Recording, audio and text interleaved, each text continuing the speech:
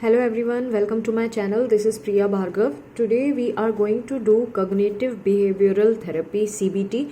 This is a subsection of Unit 2 behavioral therapy, cognitive behavior therapy and approaches to counseling. Unit 2 is from Block 2 Group B MPCE 021 Counseling Psychology. जैसे कि आपको पता होगा जो मेरे channel पे पहले से सब्सक्राइब किया हुआ है जिन्होंने कि मैं हर एक चैप्टर के सब वीडियोस बना रही हूँ, मतलब डिफरेंट वीडियोस बना रही हूँ थोड़े थोड़े टॉपिक के, सो दैट वीडियोस छोटे रहें और आपको अच्छे से चीज़ें डिटेल में समझ में आए। और छोटे वीडियो होने से आपको ज़्यादा बर्डनसम भी नहीं लगेगा।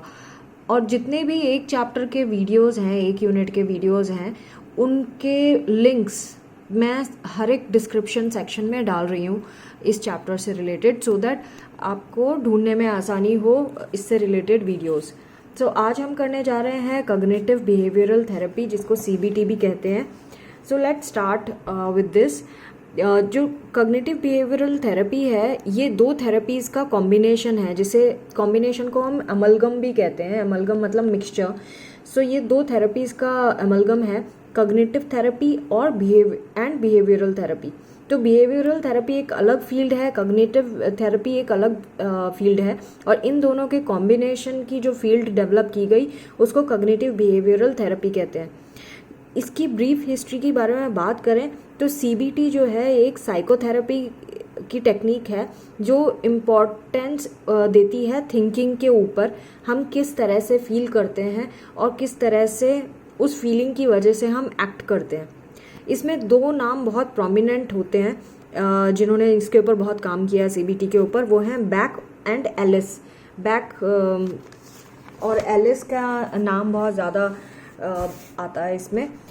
जो एल्बर्ट एलिस हैं, एलिस का पूरा नाम है एल्बर्ट एलिस।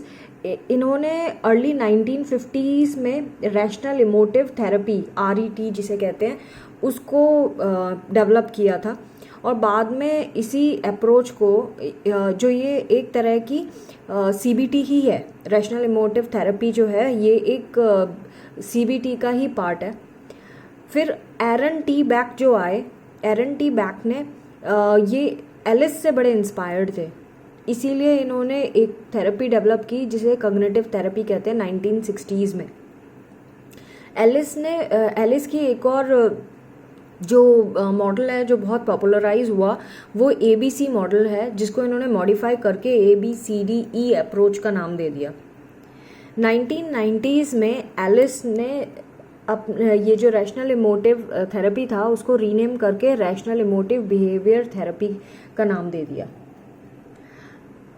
सो बिहेवियर थेरेपी जो है वो फोकस करती है पर्सन के एक्शंस पे, और उनका एम ये होता है कि अनवांटेड और अनहेल्दी बिहेवियर पैटर्न्स को चेंज करना। 1960s में जो एरन बैक थे, देखिए दो ही नाम आ रहे हैं, एक आ रहा है एल्बर्ट एलिस का और दूसरा आ रहा है एरन बैक का। तो एरन बैक के बारे में बात करें तो एरन बैक ने ही CBT निकाला था। इनकी कॉग्निटिव थेरेपी की अप्रोच रही है हमेशा। कॉग्निटिव थेरेपी जो है वो फोकस करता है थॉट्स और बिलीव्स पे, और वो ये मानता है, ये वाली बिलीफ सिस्टम ये मानता है कि अगर थॉट्स जो हैं वही पर्सन के मूड्स और एक्शंस को इन्फ्लुएंस करते हैं, और जब हमारे थिंकिंग चेंज होती है तो हमारा अनहेल्दी पैटर्न भी चेंज हो जाता है। सो इन्होंने बताया CBT जो मेथड है इसके 3 फंडामेंटल प्रपोजिशंस हैं जिस पे हम ध्यान दे सकते हैं। जैसे कि जो कॉग्निटिव एक्टिविटी होती है वो बिहेवियर पे असर डालती है। कॉग्निटिव एक्टिविटी मतलब हमारा जो थॉट प्रोसेस है, हमारा थॉट प्रोसेस जो है वो हमारे बिहेवियर पे असर डालता है। हमारा थॉट प्रोसेस यानी कॉग्निटिव एक्टिविटी जो है ये मॉनिटर भी करती है, मॉनिटर भी करती है, इसको मॉनिटर किया जा सकता है और ऑल्टर भी किया जा सकता है, मतलब हमारे थॉट प्रोसेस को चेंज किया जा सकता है, कंट्रोल किया जा सकता है। जो डिज़ायर्ड बिहेवियर चेंज होता है वो कॉग्निटिव चेंज से ही आ सकता है, मतलब हमारा थॉट प्रोसेस चेंज होगा तो हम जैसा बिहेवियर चाहते हैं वो भी हम ला सकते हैं। तो तो ये 3 चीज़ें CBT में बहुत इम्पोर्टेंस रखती है। पहला क्या है, हमारा थॉट प्रोसेस हमारे बिहेवियर पे असर डालता है। हम अपने थॉट प्रोसेस को मॉनिटर कर सकते हैं, कंट्रोल कर सकते हैं, चेंज कर सकते हैं, और अगर हमारा थॉट प्रोसेस चेंज हो जाता है तो हमारा बिहेवियर भी हम अचीव कर सकते हैं जो हमें चाहिए। ये 3 बेसिक चीज़ें हैं जो CBT में बहुत कंसीडर की जाती हैं। एरन बैक जो थे, उनकी अप्रोच जो है वो बहुत इफेक्टिव रही है डिप्रेशन के ट्रीटमेंट के लिए, जिनको डिप्रेशन होता है, क्योंकि डिप्रेशन जो है ऑल अबाउट थॉट प्रोसेस। तो कॉग्निटिव बिहेवियरल अप्रोच जो है ये ये इस एंजाइटी, डिप्रेशन, नेगेटिव इमोशंस जो हैं, ये तीनों चीज़ें माल एडेप्टिव थॉट प्रोसेस से होती है। तो अगर हम थॉट प्रोसेस को चेंज कर दें तो ये चीज़ें अपने आप ठीक हो जाएंगी।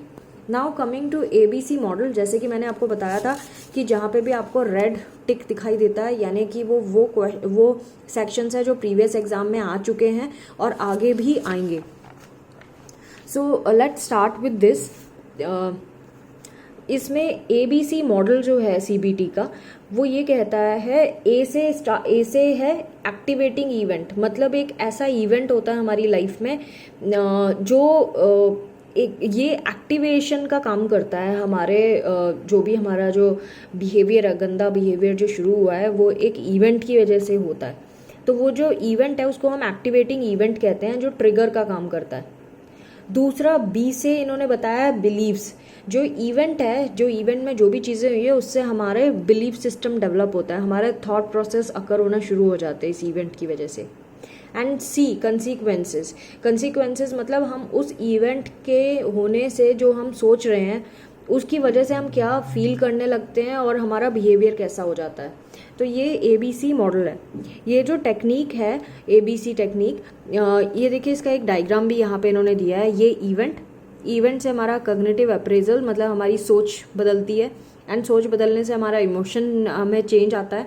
जब हमारे इमोशन में जो भी फ़र्क आता है उससे हमारा बिहेवियर, जब हमारा बिहेवियर जैसा होता है उस तरह से फिर इवेंट पे वो असर डालता है। यानी एक साइक्लिक ऑर्डर में ये चलता रहता है। बेसिक CBT मॉडल ये है। तो ये जो टेक्निक है इरेशनल बिलीफ सिस्टम की, ये प्रूव करती है कि कैसे हमारा कॉग्निशन इस पे रोल प्ले करता है।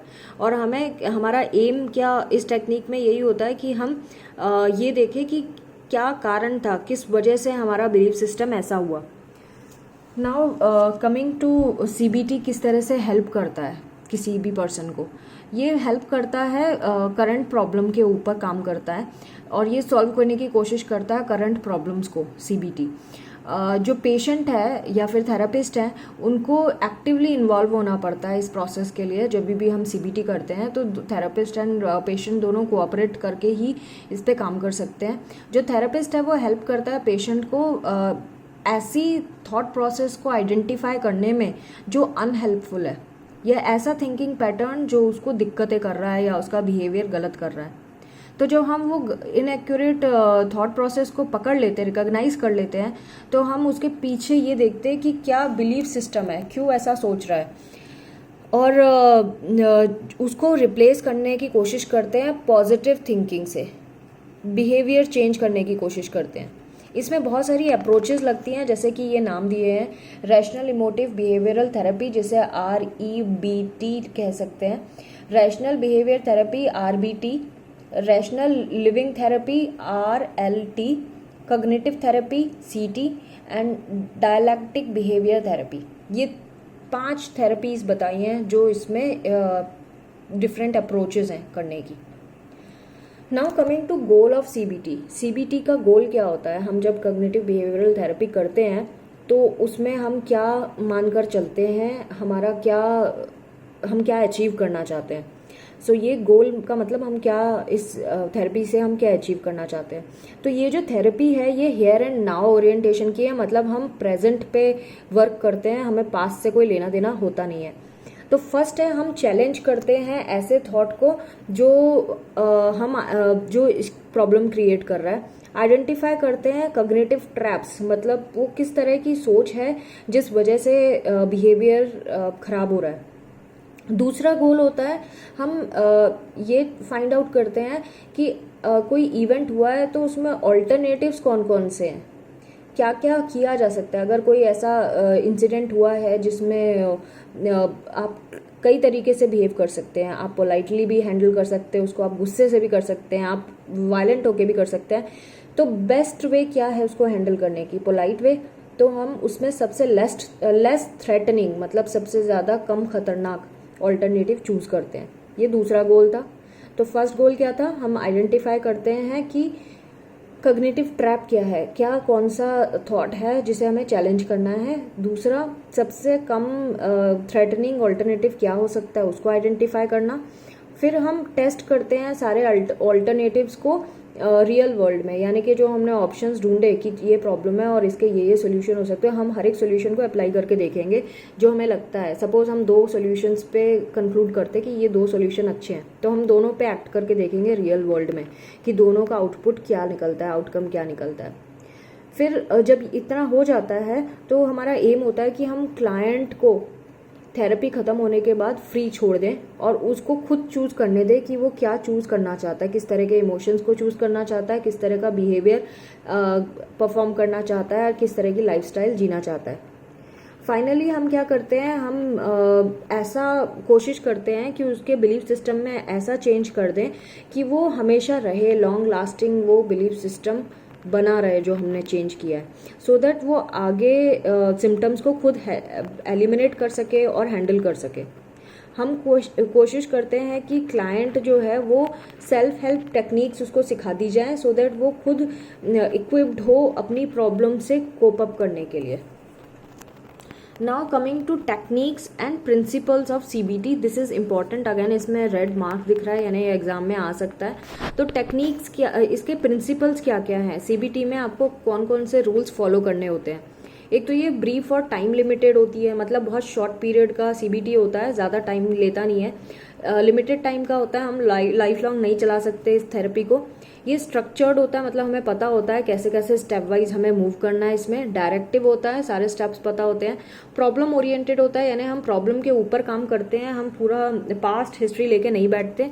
ये कॉग्निटिव बिहेवियरल मॉडल पे बेस्ड है, इमोशनल डिसऑर्डर्स पे काम करने के लिए है।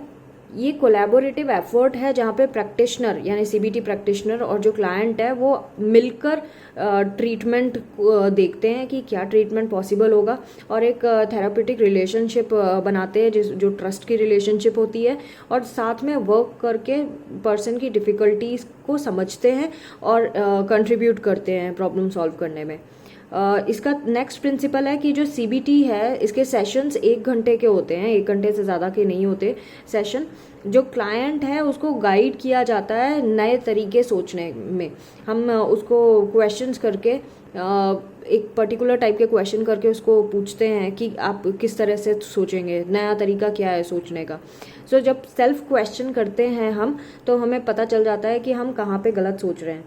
फिर हम एक ये एजुकेशनल मॉडल है, यानी कि ये सिखाने वाला मॉडल है, हम सिखाते हैं पेशेंट को कि कैसे हैंडल करना है सिचुएशन को। नेक्स्ट प्रिंसिपल है कि ये इंडक्टिव मेथड है, साइंटिफिक अप्रोच है ये, जिसमें लॉजिक और रीजनिंग पे काम होता है।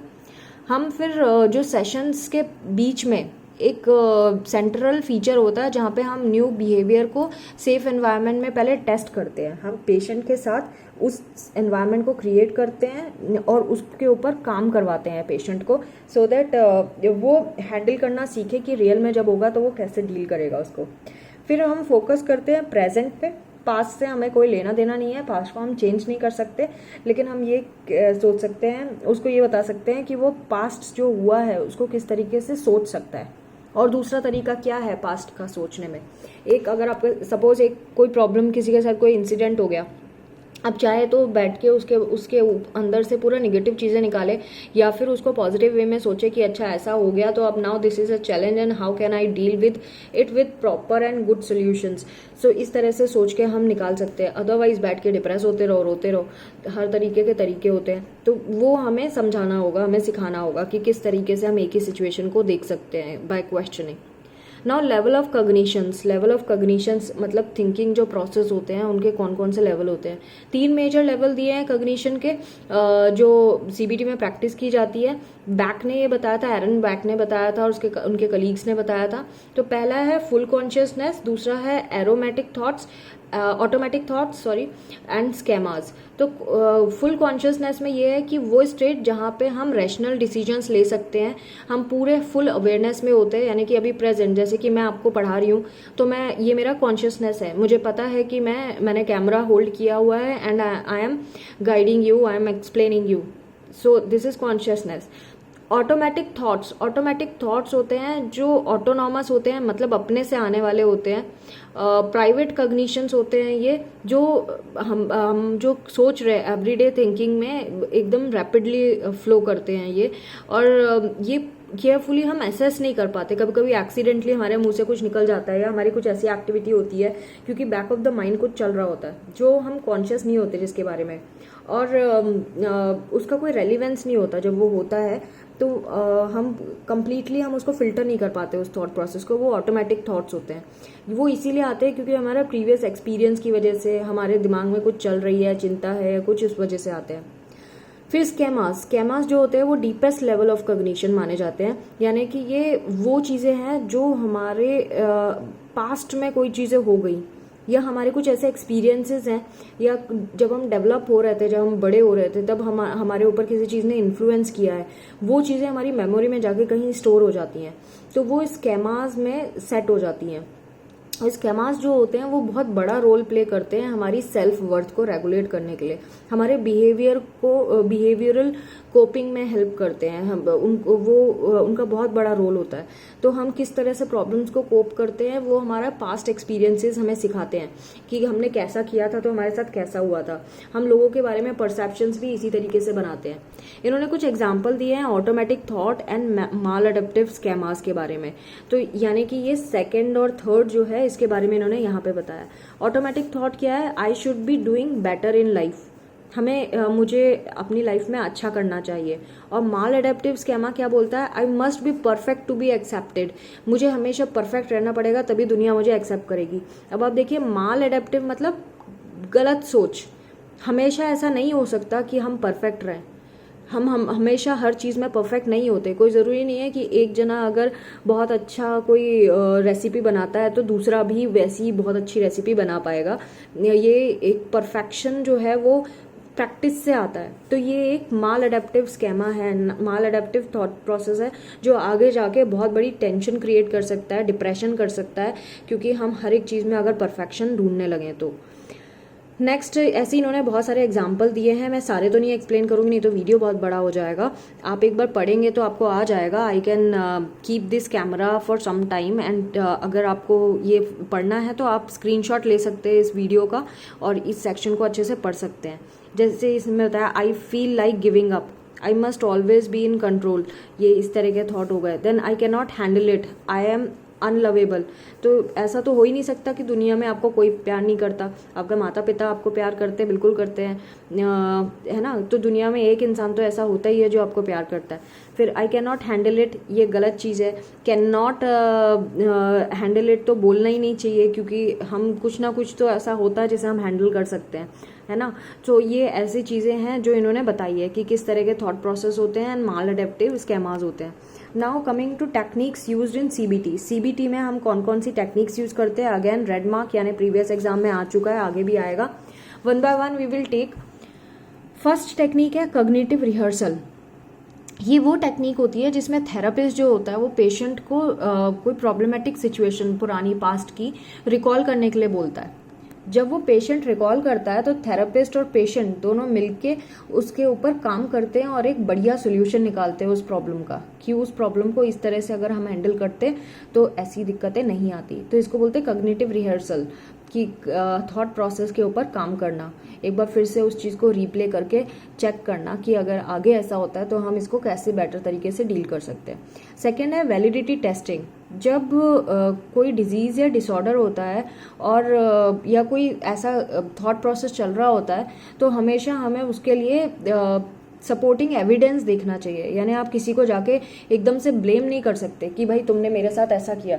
Do you have evidence about that? अगर आपको किसी पे शक भी होता है किसी बात पे कि यार ये इंसान मेरा वेल विशर नहीं है, तो अगर आप ऐसा सोच रहे हैं तो क्या आपके पास एविडेंस है उसके लिए? आप क्या सबूत पेश कर सकते हैं कि ये इंसान आपके लिए गलत सोचता है या आपके लिए गलत कर रहा है?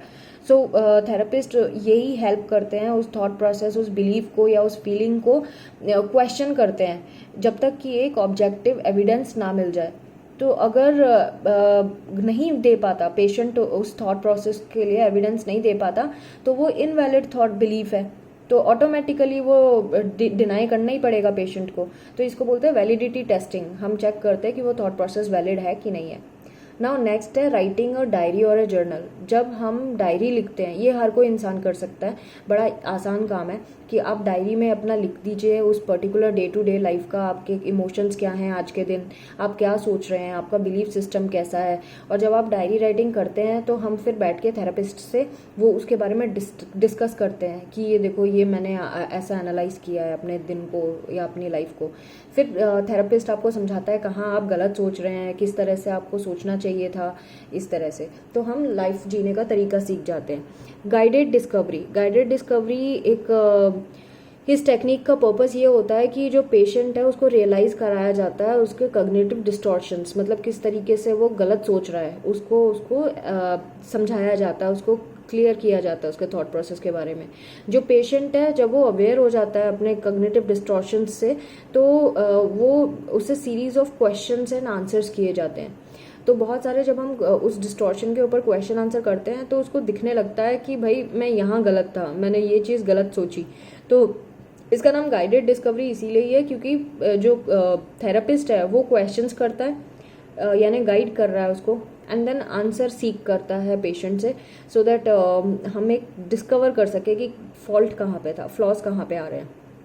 नेक्स्ट है मेथड, जो टेक्निक है वो है सिस्टमैटिक पॉजिटिव रीइंफोर्समेंट। इसका मतलब ये है कि जब वो हम रिवार्ड से और एनकरेजमेंट से पेशेंट के थॉट प्रोसेस को ठीक करने की कोशिश करते हैं, जो टाइम के साथ धीरे धीरे होता है।